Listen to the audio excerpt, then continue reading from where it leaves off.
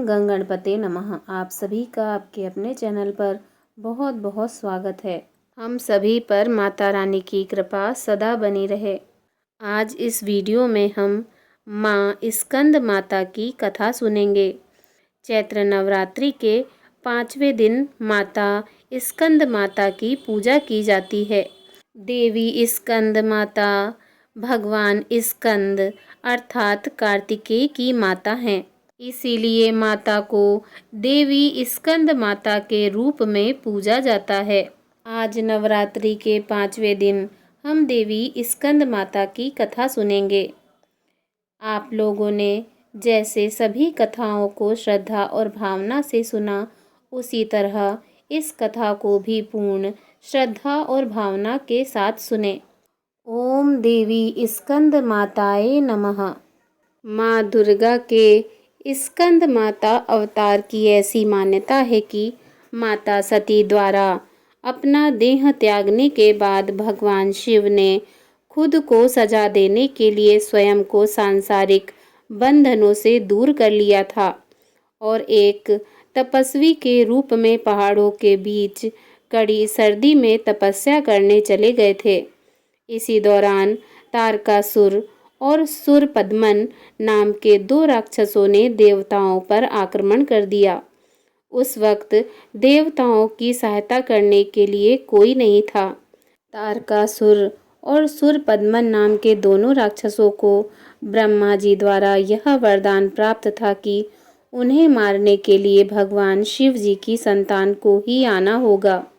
उन राक्षसों ने चारों ओर कलह का माहौल बनाया हुआ था और अपने आसपास सभी को परेशान करके रखा था। इन दोनों राक्षसों के अत्याचारों को देख देवतागण भी चिंतित थे।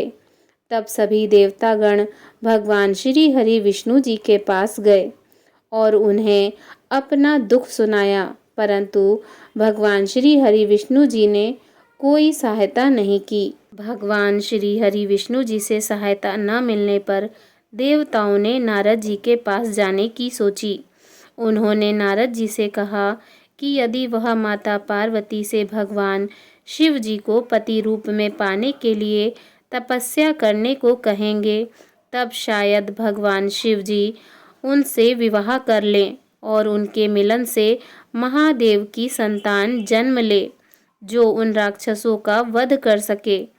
इसीलिए नारद जी के कहे अनुसार माता पार्वती जी ने भगवान शिव जी को पति रूप में पाने के लिए घोर तपस्या की और उनकी भक्ति से प्रसन्न होकर भगवान शिव जी ने उनसे विवाह करने का निर्णय किया। विवाह के पश्चात माता पार्वती और भगवान शिव जी की ऊर्जा से एक बीज उत्पन्न हुआ।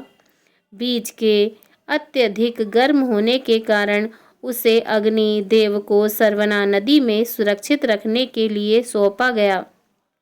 अग्निदेव भी उस तेज पुंज की गर्मी सह नहीं पाए, इसीलिए उन्होंने उस बीज को देवी गंगा को सौंप दिया, जो उसे आखिर में सरवाना झील में ले गईं। देवी गंगा ने उस बीज की देखभाल तो की, लेकिन देवी पार्वती अच्छे से जानती थी कि केवल वे ही इस बीज को संभाल पाएंगी, क्योंकि उसका तेज संपूर्ण ब्रह्मांड को भस्म करने में सक्षम था।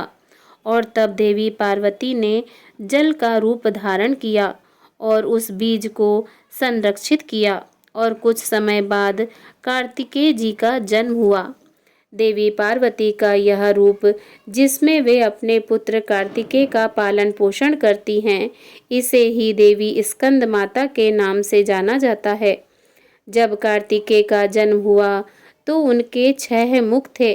ऐसा कहा जाता है कि कुछ समय के लिए कार्तिकेय बालक की देखभाल 6 ऋषि पत्नियों ने की थी, जिन्हें कृतिका के नाम से जाना जाता था। अपने इन 6 माताओं के नाम से ही बालक का नाम कार्तिकेय पड़ा। कार्तिकेय जी का जन्म जैसे देवताओं के लिए उम्मीद की एक नई किरण साबित हुआ। जब कार्तिकेय जी बड़े हुए और सब प्रकार की विद्याओं में निपुण हो गए, तो देवताओं ने उन्हें अपना सेनापति बना लिया। उन्होंने कार्तिकेय जी को अपने अस्त्र शस्त्र प्रदान किए और वह सर्वशक्तिशाली हो गए। इसके बाद कार्तिकेय जी ने तारकासुर पर आक्रमण किया और उसका विनाश करके संपूर्ण ब्रह्मांड को उसके आतंक से मुक्ति दिलाई। आइए अब हम आपको कार्तिकेय जी के बारे में एक रोचक जानकारी देते हैं।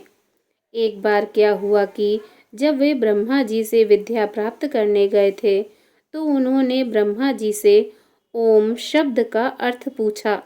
तब ब्रह्मा जी ने 12,000 श्लोकों की सहायता से कार्तिकेय जी को ओम शब्द का अर्थ समझाया, लेकिन वे ब्रह्मा जी के उत्तर से इतने संतुष्ट नहीं हुए।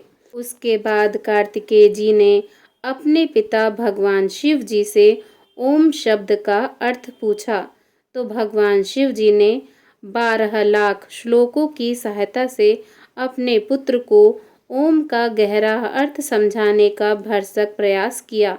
जब कार्तिकेय जी को ओम शब्द का अर्थ समझ में आ गया तो उसके बाद उन्होंने स्वयं अपनी ओम की व्याख्या की।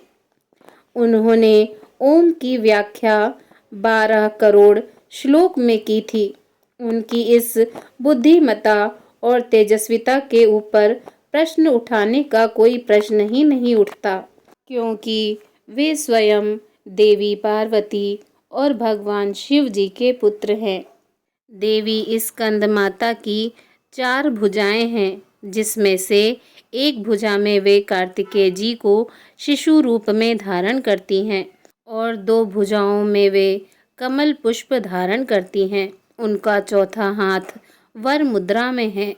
उनका स्वरूप अत्यंत सौम्य और ममतामयी है। चैत्र नवरात्रि के 5वें दिन देवी स्कंद माता के इस श्लोक का उच्चारण करना चाहिए। या देवी सर्वभूतेषु मा स्कंदमाता रूपेण संस्थिता नमस्तस्यै नमस्तस्यै नमस्तस्यै नमो नमः। सिंहासनगता नित्यं पद्माश्रितकरद्वया शुभददास्तु सदा देवी स्कंदमाता यशस्विनी। देवी स्कंद माता की आरती। जय तेरी हो स्कंद माता, 5वां नाम तुम्हारा आता। सबके मन की जाननहारी, जग जननी सबकी महतारी। तेरी ज्योत जलाता रहूं मैं, हरदम तुम्हें ध्याता रहूं मैं। कई नामों से तुझे पुकारा, मुझे एक है तेरा सहारा। कहीं पहाड़ों पर है डेरा, कई शहरों में तेरा बसेरा। हर मंदिर में तेरे नजारे, गुण गाए तेरे भक्त प्यारे। भक्ति अपनी मुझे दिला दो, शक्ति मेरी बिगड़ी बना दो। इंद्रादि देवता मिल सारे, करे पुकार तुम्हारे द्वारे। दुष्ट दैत्य जब चढ़ कर आए, तुम ही खंडा हाथ उठाए। दास को सदा बचाने आई, चमन की आस पुराने आई। पूजा के अंत में क्षमा प्रार्थना जरूर करें। अपराध सहस्त्राणि क्रियन्ते अहर्निशं मया, दासो अयमिति मां मत्वा क्षमस्व परमेश्वरी। आवाहनं न जानामि विसर्जनं, पूजा चैव न जानामि क्षम्यतां परमेश्वरी।